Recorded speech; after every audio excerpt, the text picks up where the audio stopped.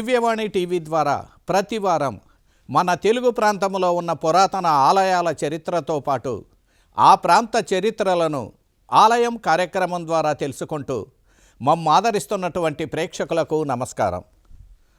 మన తెలుగు ప్రాంతంలో క్రైస్తవం అంకురించి 324 సంవత్సరాలు మాత్రమే. అయినా మన క్రైస్తవ చరిత్ర ఎంతో మరుగున పడిపోయింది. మన క్రైస్తవ చరిత్రను మనం మర్చిపోతున్నాం. ఆర్థిక అవసరతలు పెరిగే కొద్దీ సమాజంలో వ్యక్తుల మధ్య ఆంతర్యం పెరిగిపోతూనే ఉన్నది. ప్రతి కుటుంబానికి ఆర్థిక భారం అధికం కావటంతో జీవనోపాధి నిమిత్తం నిరంతరం శ్రమిస్తున్నారు. అందుచే క్రైస్తవ చరిత్ర పరిశోధనకు ఎవరూ ముందుకు రాలేకపోతున్నారు.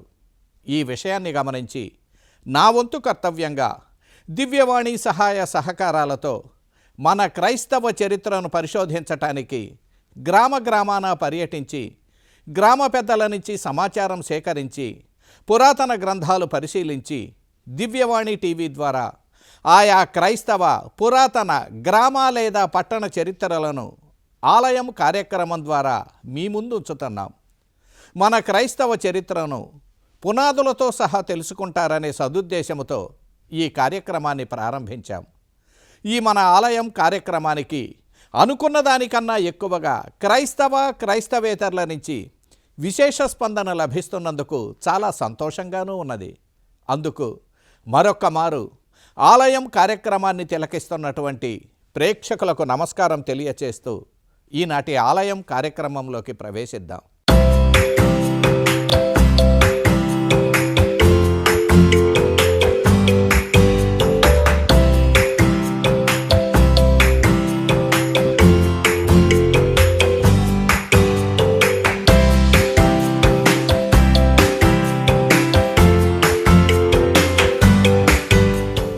అత్యంత ప్రాచీన చారిత్రక ప్రాశస్త్యం ఉన్న పురాతన కథోలిక దేవాలయాల చరిత్రలో భాగంగా ఇప్పుడు మనం చూస్తున్న ఈ దేవాలయం విజయవాడ మేత్రాసన పరిధిలో అత్యంత పురాతన క్రైస్తవ కేంద్రమైన నవాబుపేట గురుమండలంలో నిర్మించిన పునీత జోజప్ప గారి దేవాలయం. నవాబుపేట గురుమండలం పీమే మిషనరీల త్యాగ ఫలితంగా క్రైస్తవ గ్రామంగా అభివృద్ధి చెందింది. క్రైస్తవ చరిత్రను గురించి ఉభయ తెలుగు రాష్ట్రాల క్రైస్తవ చరిత్రను పరిశీలిస్తే క్రైస్తవం ముందుగా గ్రామాల్లో అంకురించి అనంతరం పట్టణాలకు విస్తరించింది. అదేవిధంగా విజయవాడ మేత్రాసన పరిధిలోనూ ముందుగా గ్రామాల్లో విస్తరించింది. అలా విస్తరించిన గ్రామాల్లో నవాబుపేట గురుమండలం ఒకటి. నా వంతు కర్తవ్యంగా పరిశోధించి నాకు తెలిసిన విషయాల ద్వారా నవాబుపేట గురుమండలం చరిత్రలో క్రైస్తవం ఎప్పుడు ఎలా ప్రారంభమైంది, ప్రస్తుత పరిస్థితులేమిటి, ఈ గ్రామం ఏ పట్టణాలకు ఎంతెంత దూరంలో ఉన్నది ఇత్యాది ఆసక్తికర చారిత్రక విషయాలను గురించి ఈనాటి ఆలయం కార్యక్రమం ద్వారా మీ ముందు ఉంచుతున్నాను. నవాబుపేట విజయవాడ మేత్రాసన పరిధిలోని అత్యంత పురాతన క్రైస్తవ గ్రామం. ఈ గ్రామం హైదరాబాదు నుంచి విజయవాడ వెళ్లే ప్రధాన రహదారిలో విజయవాడకు దాదాపు 60 కిలోమీటర్ల దూరంలో నూతనంగా ఏర్పడిన ఎన్టీఆర్ జిల్లాలో ఉన్నది. నవాబుపేట గురుమండలం అత్యంత ప్రాచీనమై దాదాపు 165 సంవత్సరాలకు పైగా క్రైస్తవ చరిత్ర కలిగిన గ్రామంగా ప్రసిద్ధికెక్కింది. తెలుగు శ్రీసభకు గోరంట్ల జాన్వేస్ అనే ఒక పీఠాధిపతిని అందించిన ఘనత కూడా నవాబుపేట గ్రామం సొంతం చేసుకుంది. నవాబుపేట క్రైస్తవ చరిత్రను పరిశీలిస్తే 1998లో పీమే సభకు చెందిన గురువులతో ప్రారంభమైందని చెప్పవచ్చు. ఆ కాలంలో కొందరు పీమే గురువుల ద్వారా క్రైస్తవం స్వీకరించి క్రైస్తవుల సంఖ్య అధికం కావడంతో 1916 ఫిబ్రవరి 1న నవాబుపేటను గురుమండలం కేంద్రంగా ప్రకటించారు. ఆనాడు విజయవాడ, వరంగల్లు, నల్గొండ, ఖమ్మం ఇవన్నీ హైదరాబాదు మేత్రాసన పరిధిలోనే ఉండేవి. పీమే సభకు చెందినటువంటి డెన్నిస్ విస్మారా గారు 1909లో హైదరాబాదు పీఠ బాధ్యతలు స్వీకరించి 1948 వరకు హైదరాబాదు పీఠాధిపతిగా కొనసాగారు. అనగా దాదాపు 40 సంవత్సరాల పాటు హైదరాబాదు మేత్రాసనాధికారిగా ఉండి హైదరాబాదు మొదలు మచిలీపట్నం, ఏలూరు వరకు పీమే గురువుల సహాయ సహకారాలతో తెలుగు ప్రాంత స్త్రీ సభను అభివృద్ధి చేశారు. హైదరాబాదు, విజయవాడ మార్గమధ్యంలో నవాబుపేట ఉండటం వలన హైదరాబాదు నుంచి గురువులు విజయవాడ శ్రీసభ సేవల కార్యక్రమానికై వెళుతుండటం వలన మార్గమధ్యంలో ఉన్న ఈ నవాబుపేటలో గురువులు అప్పుడప్పుడు సేద తీరుతూ ఈ ప్రాంతవాసులకు క్రైస్తవ్యాన్ని బోధించారు. ఫలితంగా నవాబుపేట గ్రామ చారిత్రక ఆధారాల ప్రకారం ఇక్కడ 1898లో మొట్టమొదటి జ్ఞానస్నానం పీమే గురువుల ద్వారా లభించినట్లు తెలుస్తున్నది. ఆ తరువాత పీమే గురువుల్లో ఒకరైన దియోదత్ దశంజని గారి ద్వారా నవాబుపేట గ్రామంతో పాటు చుట్టుపక్కల గ్రామాల్లో కూడా క్రైస్తవం అభివృద్ధి చెందింది. అప్పటికే నవాబుపేటకు దగ్గరలో ఉన్న నందిగామ గురుమండల కేంద్రంగా 1912 నుంచి ఉన్నందువలన నవాబుపేట గ్రామం నందిగామ గురుమండల పరిధిలో ఉన్నది.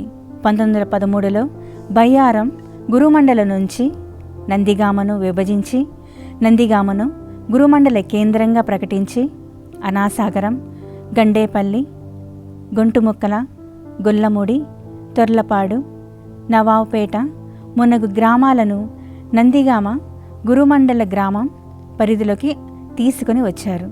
అనగా నందిగామ కన్నా ముందు బయ్యారం గురుమండల పరిధిలో నవాబుపేట గ్రామంలో ఉన్నట్లు చెప్పవచ్చు. పీమే గురువైన ఫాదర్ రొల్లా గారు నందిగామకు దగ్గరలో ఉన్న అనాసాగరం గ్రామంలో ప్రప్రథమ దేవాలయాన్ని నిర్మించారు.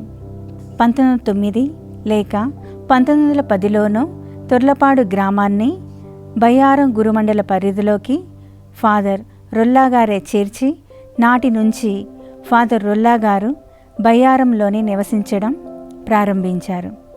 1912లో నందిగామ గురుమండల పరిధిలోకి వచ్చినప్పటికీ నవాబుపేటలో ఫాదర్ రొల్లా గారు ఒక ప్రార్థనా మందిరాన్ని నిర్మించారు.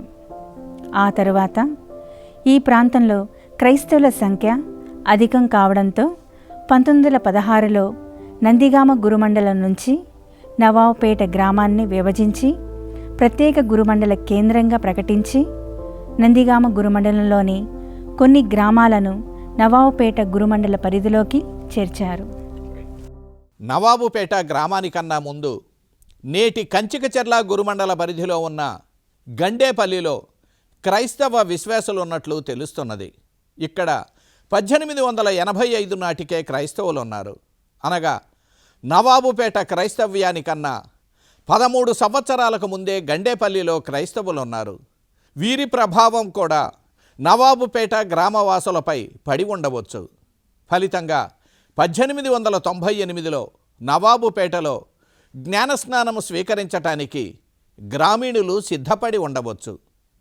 ఈ ప్రాంతంలో పీమే మిషనరీలు సువార్త ప్రచారం చేస్తున్న సమయంలో 1885కు ముందు ఫాదర్ ఫినెల్లి అనే గురువు ఒకనాటి రాత్రి గండేపల్లి గ్రామంలో నిద్రించాల్సి వచ్చింది. అప్పుడు అక్కడ క్రైస్తవులు ఎవరూ లేరు. ఆ గ్రామంలోని ఒక హిందువు ఆతిథ్యమిచ్చి ఫాదర్ ఫెనెల్లి గారికి తన పశువుల కొట్టంలో రాత్రికి విశ్రాంతి తీసుకోమన్నారు. అది కూడా ఒకవేళ రాత్రికి వర్షం వస్తే పశువులను తన కొట్టంలో కట్టేస్తానని, అలా ఒప్పుకుంటేనే పశువుల కొట్టంలో నిద్రించమని చెప్పి ఆ గురువుకు వసతి కల్పించాడు. ఆనాటి వారి సేవా దృక్పథం నేటి క్రైస్తవుల జీవిత చరిత్రకు మూలమని చెప్పవచ్చు. ఫాదర్ ఫినెల్లి అనే గురువు ఒక్కరే కాదు, అలాంటి ఎందరో గురువుల త్యాగఫలమే ఆనాటి పునాదులే నేటి మన ఈ శ్రీసభ. నవాబుపేటలో క్రైస్తవ అభివృద్ధికి బాగా కృషి చేసిన వారిలో పీమే గురువైన దియోదత్ దేశంజని గారు ఒకరు. వీరు ఆ ప్రాంతంలో గొప్ప వైద్యునిగా కూడా ఖ్యాతి గడించారు. వీరి జీవిత చరిత్ర ఒక్క నవాబుపేట గురుమండల వాసులకే కాక తెలుగు ప్రాంత శ్రీసభకే ఆదర్శవంతమైన జీవిత చరిత్ర. ఫాదర్ దియోదత్ దేశంజని గారు 1882లో వెరోనా అనే గ్రామంలో జన్మించారు. యుక్త వయసులో తండ్రి గారి కోరిక మేరకు లా స్పేజియా అనే ప్రాంతంలో నావికా దళంలో చేరాడు. కానీ ఆయనకు గురువు కావాలనే కోరిక అధికంగా ఉండేది. తన కోరికను తన తండ్రికి తెలియచేసి తండ్రి ఆమోదంతోనే గురు విద్యను అభ్యసించి 1905లో గురువుగా అభిషిక్తుడైనాడు. 1960లో నవాబుపేటలో మరణించారు. వీరి జీవిత చరిత్ర నేటి యువతకే కాక భారత సమాజానికే ఆదర్శనీయుడని చెప్పవచ్చు. నవాబుపేట గురుమండల పరిధిలో ఏ గ్రామాలు అనుబంధ క్రైస్తవ గ్రామాలుగా ఉన్నవి? నవాబుపేట గ్రామంలో ప్రస్తుతం ఉన్న పునీత జోజప్ప గారి దేవాలయాన్ని ఎవరు ఎప్పుడు నిర్మించారు? నవాబుపేట గురుమండల దేవాలయ మహోత్సవాన్ని ఎప్పుడు జరుపుకుంటారు? పండుగల సమయాల్లో వీరి ఆచార వ్యవహారాలేమిటి? ఈ గ్రామంతో పాటు చుట్టుపక్కల గ్రామాల్లో కూడా మంచి పేరు ప్రఖ్యాతులు సంపాదించిన గురువు ఎవరు? పీమే గురువైన దియోదత్ దెశంజనీ గారు ఎందుకు ఇటలీ వెళ్ళారు? ఇటలీ నుంచి ఎలా తిరిగి వచ్చారు? పీమే గురువైనటువంటి దియోదత్ దెశంజనీ గారు ఏ విధంగా సువార్తా ప్రచారం గావించారు? ఈ గురుమండల క్రైస్తవుల్లో కొందరు ఎవరి పేరును తమ బిడ్డలకు పెట్టుకుంటారు? ఇత్యాది ఆసక్తికర విషయాలను గురించి కొద్దిగా విరామం తరువాత తెలుసుకుందాం. చూస్తూనే ఉండండి ఆలయ కార్యక్రమం మీ దివ్యవాణి టీవీలో.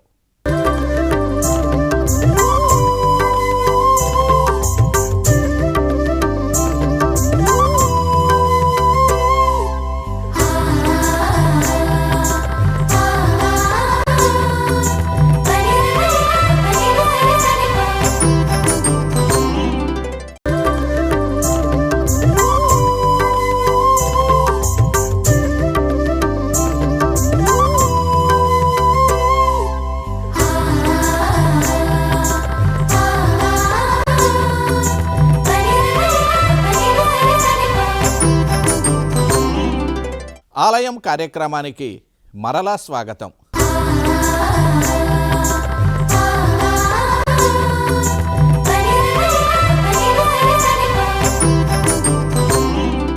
పీమే మిషనరీకి చెందినటువంటి దియోదత్ దెశంజనీ గారు నవాబుపేటతో పాటు పరిసర గ్రామాల్లో ఉన్న అనేక గ్రామాలు పర్యటించి ఈ గ్రామాల ప్రజలు వివిధ రకాలైన వ్యాధులతో బాధపడుతున్నారని గుర్తించారు. మానవ సేవే మాధవ సేవ అనే నానుడిని ఆకళింపు చేసుకొని నీవలే నీ పొరుగువారిని ప్రేమించు అనే క్రీస్తు సందేశం కూడా అదే అని తెలుసుకొని 1933లో తన స్వదేశమైన ఇటలీకి వెళ్ళిపోయారు. తన 51 సంవత్సరాల వయసులో అక్కడ MBBSలో తన పేరును నమోదు చేసుకొని డాక్టర్గా అర్హత సంపాదించి 1938లో మరలా భారతదేశానికి తిరిగి వచ్చాడు. నేటి కాలంలో 25 లేదా 30 సంవత్సరాలకే తమ విద్యాభ్యాసం పూర్తయినట్లు భావిస్తూ 30 లేదా 35 సంవత్సరాల వయసులో చదవటం కష్టమని భావించే వారికి ఫాదర్ దియోదత్ దెశంజనీ గారు 56 సంవత్సరాల వయసులో డాక్టర్గా ఉత్తీర్ణత సాధించటం నేటి యువతకు ఆదర్శమూర్తి అని చెప్పవచ్చు. ఫాదర్ దియోదత్ దెశంజనీ గారు డాక్టర్గా అర్హత సాధించిన పిదప మరలా నవాబుపేటకే వచ్చి అక్కడ ఒక వైద్యశాలను ప్రారంభించి అన్ని మతాల వారికి అన్ని గ్రామాల వారికి ఉచితంగా వైద్య సేవలు ప్రారంభించాడు. ఫాదర్ దియోదత్ దెశంజనీ గారు పట్టణాల్లో ఉన్నతమైన భవనాలు నిర్మించి బాగా డబ్బున్న పట్టణ వాసులకు వైద్య సేవలు అందించాలని ఏనాడూ భావించలేదు. పరిశుభ్రత అంటే ఏమిటో తెలియని మారుమూల గ్రామాల ప్రజలకు వైద్య సేవలు అందిస్తూ వారికి పరిశుభ్రతపై అవగాహన కల్పిస్తూ పరిసరాలు పరిశుభ్రంగా ఉంటే రోగాలు దరిచేరవని తెలియచేస్తూ గ్రామీణుల హృదయాల్లో దైవత్వాన్ని పరికిస్తూ చివరి వరకు తన దేశం వెళ్లకుండా నవాబుపేట గ్రామంలోనే తన చివరి శ్వాసను విడిచాడు. వీరు ఒక్క వైద్య వృత్తిలోనే కాక సువార్త ప్రచార విషయంలోనూ తన ఆలోచనను విడనాడలేదు. గ్రామీణ కళారూపాల్లో క్రీస్తు సందేశాన్ని తయారు చేసి కొందరు గ్రామీణులకు ఆ కళారూపాల ద్వారా సువార్తలో తర్ఫీదునిచ్చి ఆ కళాకారుల సహాయంతో కళారూపాల ద్వారా సువార్త సేవలు ప్రజల హృదయాల్లోకి తీసుకుని వెళ్ళాడు. ఈ విధంగా అనేక రంగాల్లో నేటి శ్రీసభకు ఒక దిక్సూచిలా తన మార్గాన్ని తెలియచేసి తన వారందరికీ దూరమై చివరకు మారుమూల గ్రామమైన నవాబుపేటలోనే 1960లో తన చివరి శ్వాసను విడవడం చాలా బాధాకరమైన విషయమే. వీరిని ఈ ప్రాంతవాసులు దియోదత్ పేరునే దేవదత్తం అని దేవదత్తం స్వామి అని పిలిచేవారు. ఫాదర్ దియోదత్ దేశంజని గారి మరణాంతరం కూడా దేవదత్తం స్వామిగానే ఈ ప్రాంత ప్రజల హృదయాల్లో నిలిచిపోయారు. పునీత అన్నమ్మ గారి సభకు చెందిన మఠకన్యల నిలయానికి ఒకవైపున ఆనాడు వీరు నివసించిన గది ఉన్నది. ఆ గదిని ఈ మఠకన్యలు ఒక పవిత్ర నిలయంగా తీర్చిదిద్దారు. వారి శ్రీసభ సేవలకు గుర్తుగా వారినే దైవంగా భావించిన నవాబుపేటలోని క్రైస్తవులు నేటికి ఫాదర్ దియోదత్ దశంజని గారిని స్మరించుకోవటమే కాకుండా కొందరు క్రైస్తవులు తమ పిల్లలకు దేవదత్తం అనే పేరును పెట్టుకోవటం ఆ గురువుపై ఉన్న గ్రామీణుల విశ్వాసాన్ని వ్యక్తం చేస్తున్నది. ఈ దేవాలయానికి ముందు భాగంలో బాలయేసుతో ఉన్న మరియమాత మందిరాన్ని అత్యంత సుందరంగా నిర్మించారు. దేవాలయ ప్రాంగణానికి ఉన్న గేటుకు ఇరువైపులా దేవదూతల స్వరూపాలను ఏర్పాటు చేశారు. దేవాలయ పైభాగములో యేసు తిరుహృదయ స్వరూపం దేవాలయంలోకి వచ్చే భక్తులను ఆశీర్వదిస్తున్న విధంగా ఏర్పాటు చేశారు. దేవాలయ ముందు భాగములో 1976లో పునీత జోజప్ప గారి పేరున స్వస్థతా కేంద్రాన్ని ఏర్పాటు చేశారు. ఈ కేంద్రంలో అనారోగ్యంతో కానీ ఇతరత్రా ఇబ్బందులతో కానీ బాధపడేవారు ఈ స్వస్థతా ధ్యాన కేంద్రంలో ధ్యానంతో గడుపుతారు. దేవాలయానికి కుడివైపున ముందు భాగంలో గ్రామీణుల విద్యాభివృద్ధి కొరకు నిర్మించబడిన ట్యూషన్ హాల్ ప్రస్తుతం కర్నూలు పీఠాధిపతిగా ఉన్న గోరంట్ల జానవేస్ గారిచే 2016 ఆగస్టు 28న ఆశీర్వదించబడింది. నవాబుపేట దేవాలయాన్ని పునీత జోజప్ప గారికి అంకితం ఇచ్చారు. ప్రతి సంవత్సరం మే నెల 1వ తేదీన నవాబుపేట దేవాలయ మహోత్సవాన్ని అత్యంత వైభవంగా జరుపుకుంటారు. ముందుగా తెలియచేసిన విధంగా 1898లో ఇక్కడ ప్రప్రథమంగా జ్ఞానస్నానం తీసుకున్నారు కనుక అనగా నవాబుపేట 1898లో క్రైస్తవ గ్రామంగా మారింది కనుక 1999లో గ్రామ క్రైస్తవ శత వసంత సంబరాలను అత్యంత వైభవంగా జరుపుకున్నారు. అందుకు సంకేతంగా ఒక శిలా ఫలకాన్ని కూడా ఏర్పాటు చేశారు. ప్రస్తుతం ఉన్న దేవాలయాన్ని 1984లో గురుశ్రీ తెలగతోటి పౌలు గారు ప్రారంభించారు. తదనంతరం వారు వేరే గురుమండలానికి బదిలీ కావడంతో తర్వాత నవాబుపేట గురుమండలానికి వచ్చిన గురుశ్రీ ప్లాతోటం జోస్ గారు పూర్తి చేశారు. ఈ దేవాలయ నిర్మాణానికి గ్రామీణ క్రైస్తవులు ఎవరికి చేతనైన పనిని వారు మనస్ఫూర్తిగా చేసినట్లు గ్రామీణులు తెలియచేశారు. 1988 డిసెంబర్ 19వ తేదీన ఆనాటి విజయవాడ పీఠాధిపతులైన జోసెఫ్ తుమ్మా గారు ఈ నూతన దేవాలయాన్ని ఆశీర్వదించి ప్రప్రథమ దివ్య బలిపూజ సమర్పించి ఈ దేవాలయాన్ని పునీత జోజప్ప గారికి అంకితమిచ్చారు.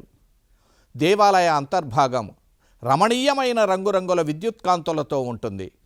దేవాలయ అంతర్భాగములో అన్ని క్రైస్తవ దేవాలయాల్లో వలె పీఠం వెనుక భాగములో పవిత్ర శిలువను ఏర్పాటు చేశారు. పీఠానికి కుడివైపున ముందు భాగములో పునీత జోజప్ప గారి స్వరూపాన్ని ఏర్పాటు చేశారు. మరోవైపున బాలయేసుతో ఉన్న మరియమాత స్వరూపాన్ని ఏర్పాటు చేశారు. పీఠానికి వెనుక వైపు కుడి పక్కన కూడా బాలయేసుతో ఉన్న స్వరూపాన్నే ఏర్పాటు చేశారు. అదేవిధంగా ఎడమ వైపున 2 పవిత్ర శిలువలను ఏర్పాటు చేశారు. దేవాలయం లోపలికి వచ్చిన భక్తులు ఈ పవిత్ర శిలువల చెంత కొద్దిసేపు ప్రార్థించుకొని వెళ్తారు. పీఠానికి దిగువ భాగంలో లూర్దుమాత స్వరూపాన్ని ఏర్పాటు చేశారు. దేవాలయం వెలుపలి ప్రాంగణంలో ఉన్న 14 స్థలాల నిర్మాణాల్ని శిలువ ఘట్టాన్ని కూడా 2007 నుంచి 2010 వరకు నవాబుపేట గురుమండల గురువుగా ఉన్న కమత మరియదాసు గారు నిర్మించారు. ఈ గ్రామంలో ఉపాధ్యాయునిగా పనిచేసిన అంబటి శాంతయ్య గారు ఈ దేవాలయానికి అరెకరం భూమిని విరాళంగా ఇచ్చారు. అలా విరాళంగా వచ్చిన భూమిని అమ్మి గురుశ్రీ కమత మర్యాదాస గారు ఈ నిర్మాణాలని పూర్తి చేశారు. దేవాలయం వెలుపల ప్రాంగణం అంతటా లేకపోవడంతో ఈ ఘట్టాలన్నీ అద్భుతంగా ఉన్న కొద్ది స్థలంలోనే ఏర్పాటు చేయాల్సి వచ్చింది. దేవాలయం వెలుపల ప్రాంగణంలో చిన్నది కావడంతో ఈ ఘట్టాలన్నీ అద్భుతంగా ఉన్న కొద్ది స్థలంలోనే ఏర్పాటు చేయాల్సి వచ్చింది. ఈ గ్రామంలో ఉన్న మర్యాదల సభ్యులు వివిధ రకాలైన కార్యక్రమాలు నిర్వహిస్తారు. అలా కార్యక్రమాలు నిర్వహించే సమయంలో వీరంతా ఒకే రంగుల చీరలు ధరించి కార్యక్రమాల్లో పాల్గొనడం ఒక ప్రత్యేకతగా చెప్పవచ్చు.